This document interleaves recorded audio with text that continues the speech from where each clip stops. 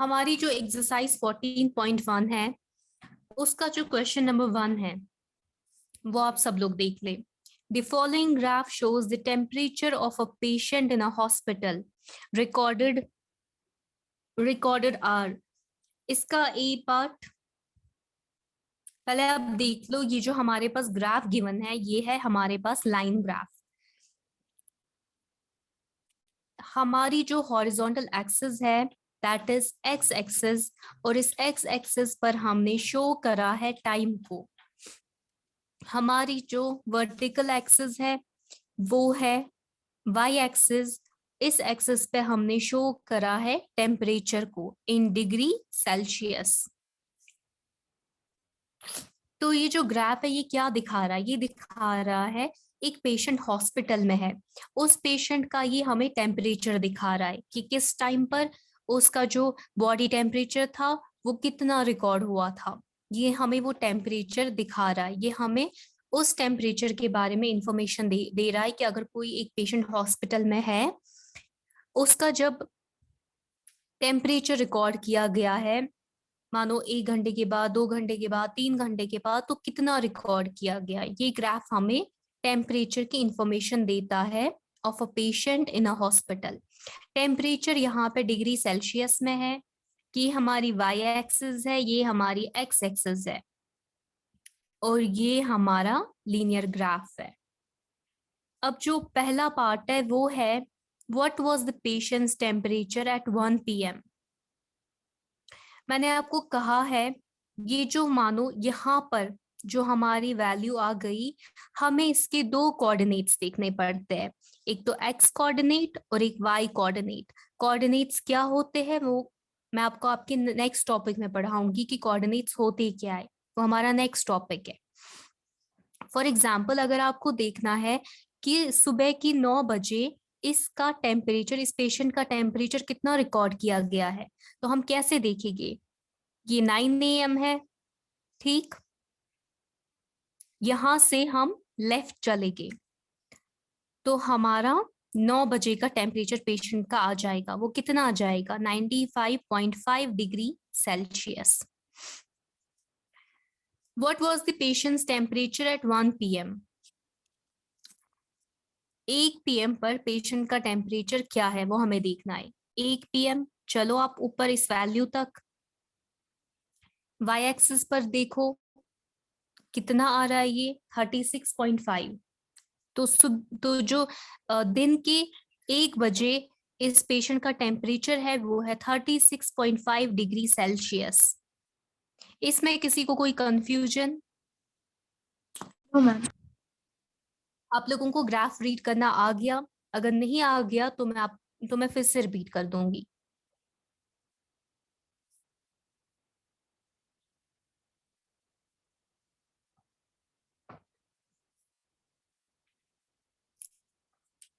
आप लोगों को सबसे पहले देखना होता है कि जो हमारी हॉरिजॉन्टल एक्सिस है, जो हमारी एक्स एक्सिस है, उस पर क्या शो किया गया है, उस पर हमने क्या इंडिकेट करा है, और जो हमारी वर्टिकल एक्सिस है जो कि वाई एक्सिस है उस पर हमने क्या शो किया है। फिर आपको देखना है, अगर फॉर एग्जांपल इस ग्राफ में हमें क्या दिखा रहा है, ये लीनियर ग्राफ ये हमें दिखा रहा है कि जो एक पेशेंट है उसका टेम्परेचर अगर हमने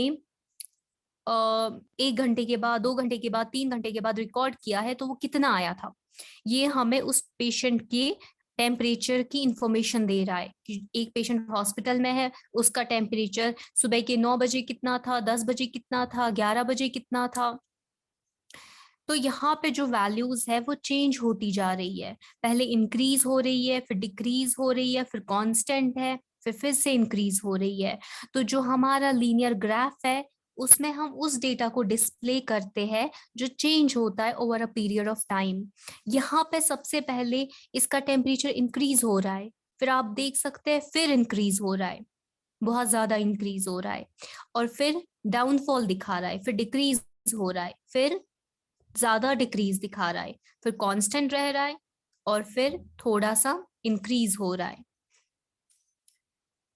तो ये जो हमारा ग्राफ है जिससे हम दिखाते हैं उस डेटा को जो चेंज होता है over a period of time, जो कांस्टेंट नहीं रहता, डेटा जो चेंज होता जा रहा है, या तो इंक्रीज हो रहा है या तो फिर डिक्रीज आ रहा है उसमें, या तो कांस्टेंट रह रहा है, तो वो हम अपने लीनियर ग्राफ से दिखाते हैं। बी पार्ट आप देख लो। When was the patient's temperature 38.5 degree Celsius. आप टेम्परेचर पर जाओ, वर्टिकल एक्सिस पर जाओ, 38 यहाँ पर है, 38.5 ये है बीच में, ठीक। ये 0.5 से इंक्रीज हो रहा है हमारा, ये 38 है, ये 38.5 है, ये 39 है। तो जो हमारा ये एक यूनिट है ये 0.5 को इंडिकेट कर रहा है। यहाँ पे जो दो यूनिट्स है इस ग्राफ के, वो 1 को इंडिकेट कर रहा है, और जो एक यूनिट है वो 0.5 को इंडिकेट कर रहा है। इसका मतलब 38.5 यहाँ पर है। तो आप देख लो 38.5 इसका टेम्परेचर कब था, किस टाइम पर था, देख लो यहाँ पर 12 बजे था, ठीक। आप सबसे पहले देखोगे 38.5 क्या है, 38.5 हमारा टेम्परेचर है। तो हम टेम्परेचर देखेंगे, टेम्परेचर किस एक्सिस पर इंडिकेट किया गया है, वर्टिकल एक्सिस पर है। तो हम 38.5 देखेंगे कहाँ पर है, उसके सामने जो वैल्यू है वो हम देखेंगे किस टाइम पर आ रही है, 12 बजे आ रही है। तो जो हमारा आंसर है वो है 12 नून। इसी तरह से जो सी पार्ट है वो है the patient's temperature was the same 2 times during the period given, what were these 2 times. दो टाइम ऐसे थे जहां पर पेशेंट का टेम्परेचर कांस्टेंट रहा, जहां पर वो चेंज नहीं हुआ। आपको बताना है वो 2 टाइम कौन से थे जहां पर पेशेंट का टेम्परेचर ना ही इंक्रीज हुआ ना ही डिक्रीज हुआ। चलो क्लास बताओ मुझे कौन से 2 टाइम पर टेम्परेचर कांस्टेंट रहा। ग्राफ देखो, ग्राफ को रीड करो। हाँ जी, 1 PM and 2 PM। बिल्कुल। 1 PM एंड 2 PM यहाँ पर जो टेम्परेचर है वो कांस्टेंट रहा है, यहाँ पे टेम्परेचर चेंज नहीं हुआ। What was the temperature at 1:30 p.m.? How did you arrive at your answer? कितना टेम्परेचर था इसका 1:30 p.m. पर? 36.5।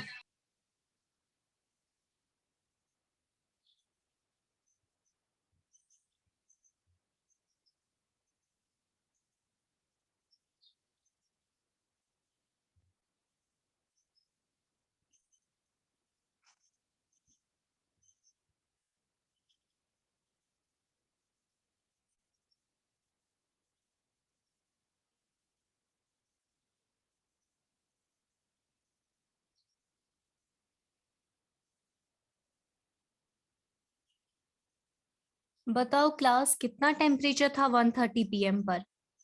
36.5 डिग्री सेल्सियस। बिल्कुल। ये जो 1:30 है, 1:30 p.m. इस पर जो टेम्परेचर है वो था 36.5 डिग्री सेल्सियस। अब हमसे क्वेश्चन में पूछा गया है कि आप कैसे इस आंसर पे अराइव हो गए, आपको कैसे पता चला कि टेम्परेचर 36.5 डिग्री सेल्सियस था 1:30 p.m. पर। हम कह सकते हैं जो पॉइंट लाई कर रहा है between 1 PM and 2 PM on the x axis, वो क्या है, वो इक्विडिस्टेंट है इन दो पॉइंट से, 1 PM और 2 PM से वो इक्विडिस्टेंट है। तो ये रिप्रेजेंट करेगा 1:30 PM को। या आप ऐसे भी कह सकते हो इस ग्राफ के जो दो यूनिट्स है वो क्या किसको रिप्रेजेंट कर रहे हैं, वो हमारे एक आवर को रिप्रेजेंट कर रहे हैं। ये जो एक यूनिट होगा इस ग्राफ का ये हमारे हाफ आवर को रिप्रेजेंट करेगा, ठीक। यहाँ पर 1 और 2 जो है, यहाँ पर ये जो पॉइंट है 1:30 जो हम लेंगे ये इक्विडिस्टेंट है इन दोनों पॉइंट से। तो हम कह सकते हैं ये रिप्रेजेंट करेगा 1:30 को। ये हमारा हॉरिजॉन्टल एक्सिस पे था। वाई एक्सिस पर भी सेम आएगा, ये जो पॉइंट है ये इक्विडिस्टेंट है फ्रॉम 36 एंड 37, तो ये रिप्रेजेंट करेगा 36.5 डिग्री सेल्सियस को। या आप ऐसे भी कह सकते हो, यहाँ पे ये दो यूनिट्स है इस ग्राफ की, जो ये दो बॉक्स है इस ग्राफ की, ये जो दो स्क्वायर्स है इस ग्राफ के, ये रिप्रेजेंट कर रहे हैं 1 डिग्री सेल्सियस को। तो एक बॉक्स किसे रिप्रेजेंट कर रहा है? 0.5 डिग्री सेल्सियस को। During which periods did the patient's temperature showed an upward trend? आपको बताना है किन टेम्परेचर पर इस पेशेंट का जो टेम्परेचर था वो इंक्रीज हुआ, किस टाइम पर इस पेशेंट का टेम्परेचर इंक्रीज हुआ। अब ग्राफ को स्टडी करो और देखो इंक्रीजिंग कहाँ पे ये शो कर रहा है। ये इंक्रीमेंट जो है ये कहाँ पे आपको दिखा रहा है कि जो टेम्परेचर है वो इंक्रीज हुआ है।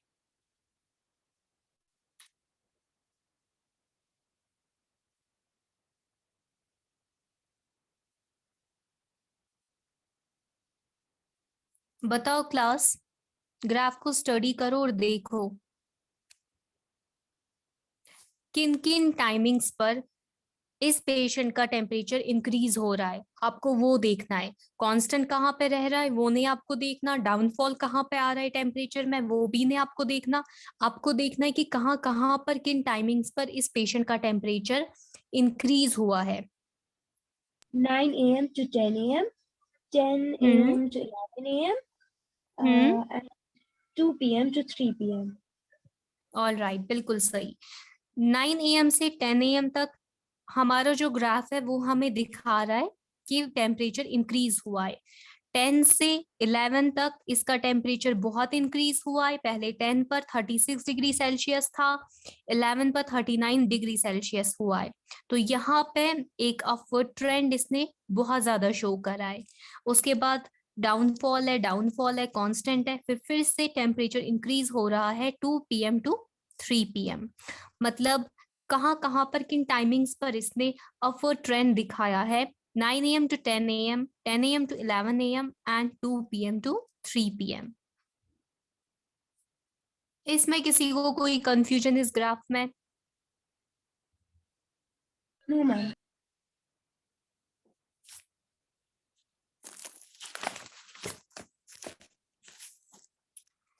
क्वेश्चन नंबर 2 है, the following line graph shows the yearly sales figures for a manufacturing company। तो हमारा जो ग्राफ है ये हमें क्या दिखा रहा है? ये हमें दिखा रहा है कि एक हमारे पास मैन्युफैक्चरिंग कंपनी है, उसने कितनी सेल की है इन पर्टिकुलर ईयर्स में, उनकी उसकी उस कंपनी की कितनी सेल हुई है। तो जो हमारा एक्स एक्सिस है दैट इज हॉरिजॉन्टल एक्सिस, वो यहाँ पे इंडिकेट कर रहा है ईयर्स को, 2002, 3, 4, 5 एंड 6 को इंडिकेट कर रहा है। और जो हमारा वाई एक्सिस है दैट इज वर्टिकल एक्सिस, उस पे हमने शो करा है सेल्स को इन रुपीज करोड़। इस मैन्युफैक्चरिंग कंपनी ने इन पर्टिकुलर सालों में कितने करोड़ की सेल करी है वो हमें ये ग्राफ दिखा रहा है। तो सेल बढ़ भी सकती है, सेल घट भी सकती है, सेल कांस्टेंट भी रह सकती है। तो जो यहाँ पे हमने ग्राफ यूज करा है वो है लीनियर ग्राफ।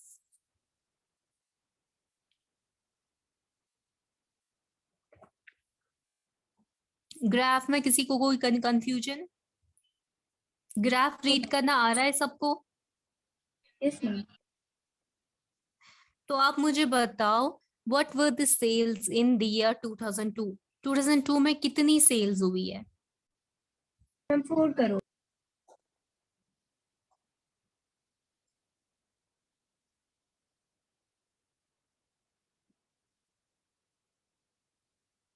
Ma'am, 4 crore. हाँ जी, हमारा जो 2002 है उसमें सेल हुई है 4 करोड़ की। ऐसे ही आप मुझे बताओ 2006 में कितनी सेल हुई है?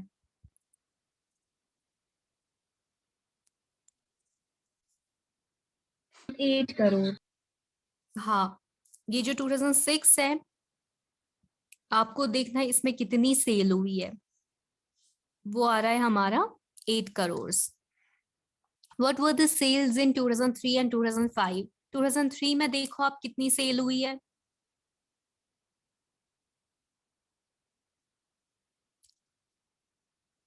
7 crore. 2003 में सेल हुई है 7 करोड़। यहाँ पे जो एक स्क्वायर है, एक यूनिट है इस ग्राफ का, वो रिप्रेजेंट कर रहा है 1 करोड़ को। ठीक, ये 6 है, ये 7 है, ये 8 करोड़ है। तो एक जो यूनिट है वो किसे रिप्रेजेंट कर रहा है? 1 करोड़ को। तो यहाँ पे आ जाएगा हमारा 7 करोड़। तो सेल्स कितनी हुई है 2005 में?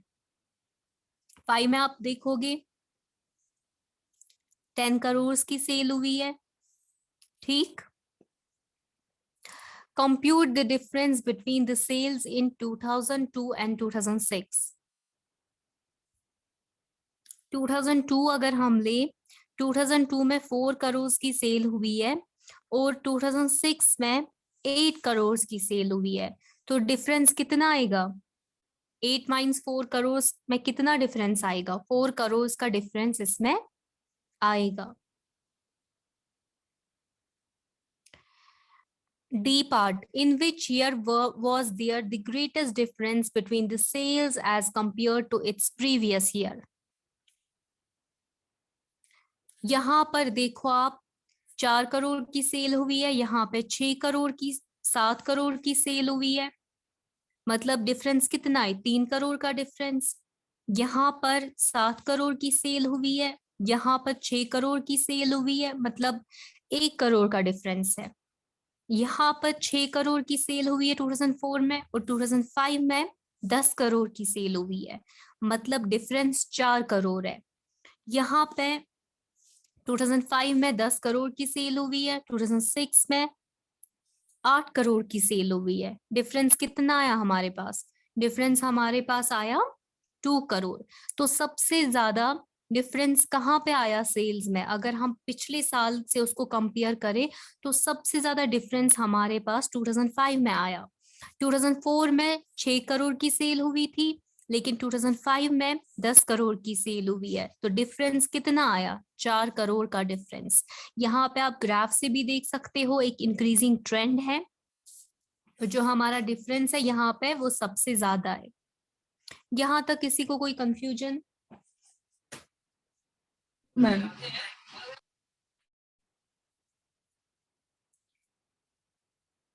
है किसी को कोई कंफ्यूजन यहाँ तक? No ma'am.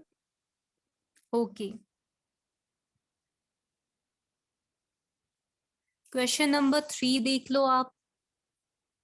For an experiment in botany, two different plants, plant A and plant B, were grown under similar laboratory conditions. हमें एक बॉटनी का एक एक्सपेरिमेंट करना था। तो उस एक्सपेरिमेंट के लिए हमने क्या लिया? हमने 2 प्लांट्स लिए ए और बी, जिन्हें हमने उगाया सिमिलर लेबोरेटरी कंडीशंस के अंडर। जो कंडीशंस हमने प्लांट ए के लिए रखी वही कंडीशंस हमने प्लांट बी के लिए रखी। Their heights were measured by the end at the end of each week for 3 weeks. 3 हफ्तों के लिए हर एक हफ्ते के एंड पर उनकी हाइट्स हमने मेजर करी कि कितना उन्होंने ग्रो किया है। The results are shown by the following graph. Results हमें इस ग्राफ से पता चलते हैं। तो जो हमारा हॉरिजॉन्टल एक्सिस है वो क्या है? वो एक्स एक्सिस है, उस पे हमने किसे शो कराया है? टाइम को, दैट इज वीक्स। और जो हमारा वर्टिकल एक्सिस है वो वाई एक्सिस है, उस पे हमने शो क्या करा है कि किस हफ्ते में प्लांट ने कितनी ग्रोथ की, कितनी हाइट प्लांट की हुई किस हफ्ते में, इन सेंटीमीटर्स। यूनिट क्या है? यूनिट सेंटीमीटर्स है। तो जो हमारी ये डॉटेड लाइन है ये हमें दिखा रही है ग्रोथ किसकी? प्लांट ए की। और जो हमारी सॉलिड लाइन है वो हमें दिखा रही है ग्रोथ किसकी? प्लांट बी की।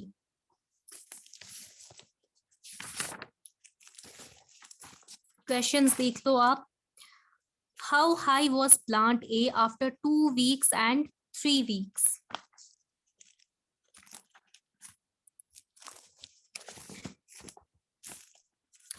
प्लांट ए हमारा है इस डॉटेड लाइन से। हमें देखना है कि प्लांट ए की जो हाइट थी वो आफ्टर 2 वीक्स और 3 वीक्स कितनी थी? आफ्टर 2 वीक्स आप देखो प्लांट की हाइट कितनी आ रही है, 7 सेंटीमीटर्स। आफ्टर 3 वीक्स देखो प्लांट ए की हाइट कितनी आ रही है, 9 सेंटीमीटर्स। क्लियर हुआ आप लोगों को?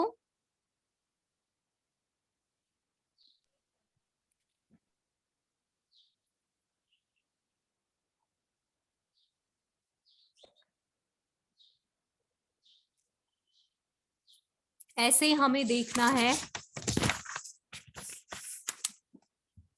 How high was plant B after 2 weeks and 3 weeks. अब हमें प्लांट बी की हाइट देखनी है 2 हफ्तों के बाद कितनी हुई, और प्लांट बी ने 3 हफ्तों के बाद कितना ग्रो किया। 2 हफ्तों के बाद सेम 7 सेंटीमीटर इस प्लांट ने भी ग्रो किया है, और 3 हफ्तों के बाद इस प्लांट ने 10 सेंटीमीटर ग्रो किया है। प्लांट ए ने 3 हफ्तों के बाद कितनी उसकी ग्रोथ हुई थी, 9 सेंटीमीटर हुई थी, लेकिन प्लांट बी की 10 सेंटीमीटर हो गई।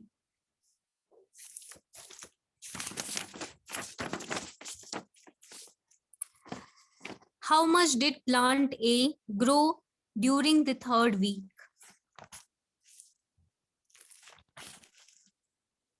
थर्ड वीक हमारा ये है, हमें देखना है प्लांट ए ने कितना ग्रो करा इस तीसरे वीक में। दूसरे वीक तक इसकी कितनी हाइट थी, 7 सेंटीमीटर। तीसरे वीक में इसकी कितनी हाइट आ गई, 9 centimetre.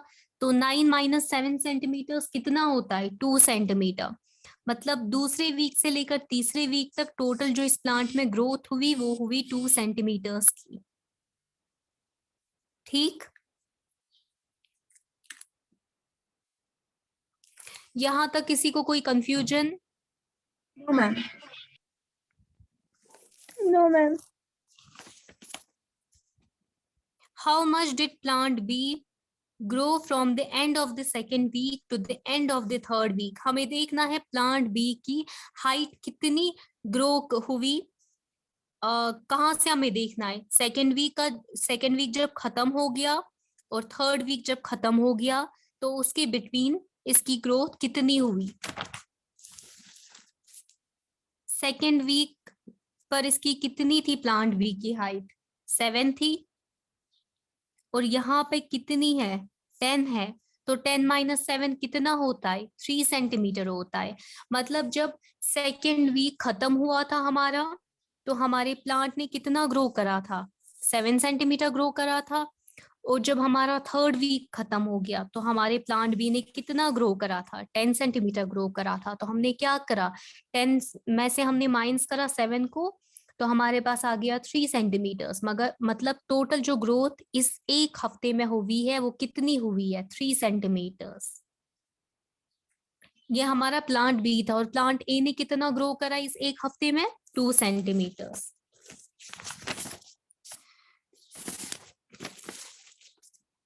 During which week did plant A grow most. किस हफ्ते में प्लांट ए की ग्रोथ सबसे ज्यादा हुई है। ऐसे हमें देखना है during which week did plant B grow least. किस हफ्ते में सबसे ज्यादा प्लांट ए ने ग्रो करा है, सेकेंड वीक, है ना। अब ग्राफ से देख लो सबसे ज्यादा ग्रो प्लांट ए ने कहाँ पे करा है। प्लांट ए की जो ग्रोथ, जो इसकी प्लांट ए की ग्रोथ थी फर्स्ट वीक में वो थी 2 सेंटीमीटर्स। सेकेंड वीक में इसकी ग्रोथ आ गई 7 सेंटीमीटर्स। मतलब सबसे ज्यादा इसने ग्रो यहाँ पर करा है सेकेंड वीक में। ऐसे हमें बताना है जो प्लांट बी है उसने सबसे कम ग्रो किस हफ्ते में किया है,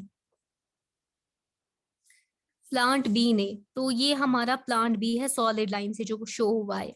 तो इसकी जो ग्रोथ हुई है वो कितनी हुई है, पहले हफ्ते में 1 सेंटीमीटर हुई है। तो मतलब सबसे कम इसने इस फर्स्ट वीक में ग्रो करा है। उसके बाद अगर देखें हम प्लांट बी का, तो इसने कितना ग्रो करा है, 1 सेंटीमीटर से लेकर 7 सेंटीमीटर, 6 सेंटीमीटर की ग्रोथ हुई है। उसके बाद फिर से इसकी ग्रोथ हुई है। मतलब सबसे ज्यादा इसने कम ग्रो किस हफ्ते में करा है, फर्स्ट वीक में। प्लांट बी ने, और प्लांट ए ने सबसे ज्यादा किस हफ्ते में ग्रो करा है? सेकेंड वीक में। जी पार्ट है, were the two plants of the same height during any week shown here, specify. हमें देखना है क्या इन दोनों प्लांट्स की किसी हफ्ते में सेम हाइट थी या नहीं थी। तो यहाँ पर आप देख सकते हो जो वैल्यूज है प्लांट ए और बी की वो कोइंसाइड हो रही है।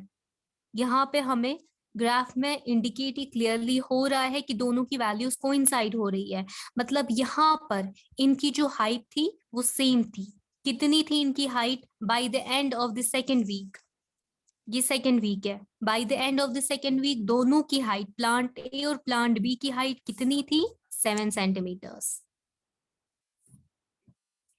इस क्वेश्चन में किसी को कोई कंफ्यूजन?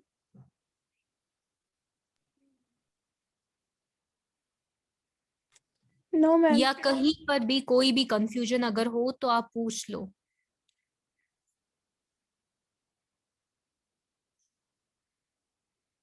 है किसी को कोई कंफ्यूजन?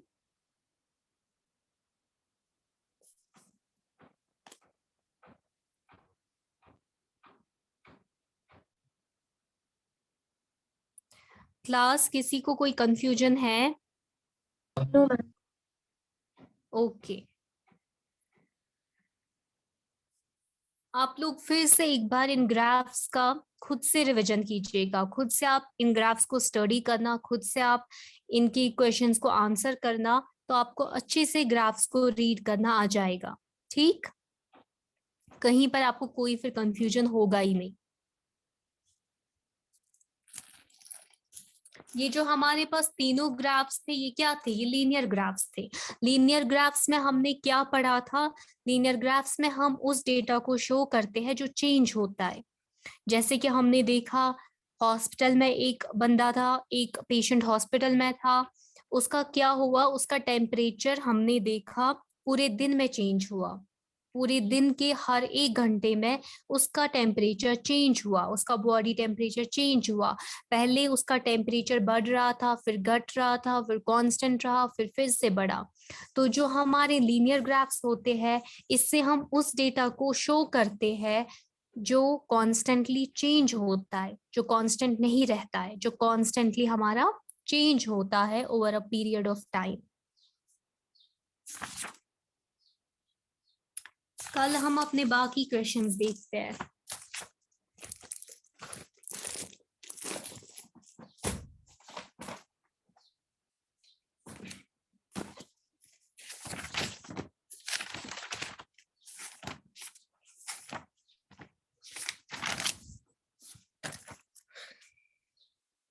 चले, क्लास टाइम हो गया। अस्सलाम वालेकुम।